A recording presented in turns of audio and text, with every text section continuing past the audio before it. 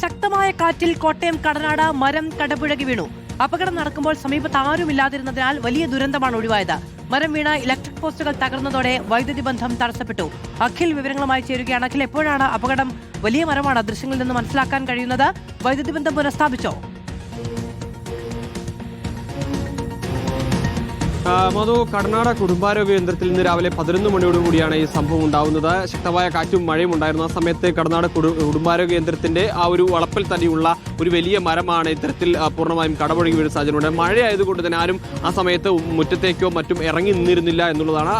നിരവധിയായ രോഗികൾ ഈ സമയത്ത് ഒപിയിലും മറ്റുമായൊക്കെ തന്നെ ആശുപത്രിയിലുണ്ടായിരുന്നു. പക്ഷെ ആരും ആ സമയത്ത് ആ മുമ്മറത്തേക്കോ അല്ലെങ്കിൽ മുറ്റത്ത് ആ ഭാഗത്ത് ഉണ്ടായിരുന്നില്ല എന്നുള്ളത് കൊണ്ട് തന്നെയാണ് വലിയ ദുരന്തം മുഴുവൻ മാറിയത്. ബൈക്കുകളൊക്കെ പാർക്ക് ചെയ്ത് സമീപത്തായിട്ടാണ് മരം കടപുഴകി വീഴുന്നത്. പക്ഷേ ബൈക്കുകൾക്കൊന്നും കേടുപാട് സംഭവിച്ചില്ല.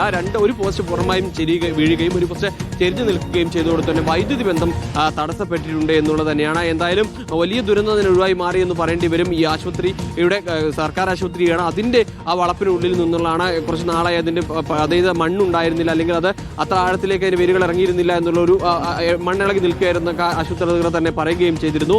പക്ഷേ അത് മുറിച്ചു മാറ്റാൻ മറ്റു നടപടികളിലേക്ക് കാര്യം തന്നെ പോയിരുന്നില്ല. അതിനിടയിലാണ് ഇപ്പോൾ എന്തായാലും ഇന്ന് ഈ 11 മണിയോടുകൂടി തന്നെ ഈ വലിയ ശക്തമായ കാറ്റിൽ ഈ മരം പൂർണ്ണമായും കടപുഴകി വീഴുന്ന സാഹചര്യം ഉണ്ടായത്. എന്തായാലും ഇപ്പോൾ ഫയർഫോഴ്സ് എത്തി മരം മുറിച്ചു മാറ്റിയിട്ടുണ്ട്. വൈദ്യുതി ബന്ധം പുനഃസ്ഥാപിക്കാനുള്ള ശ്രമത്തിലാണ്. വിവരങ്ങൾ നൽകിയത് കോട്ടയം കടനാടാണ്. മരം കടപുഴകി വീണത്.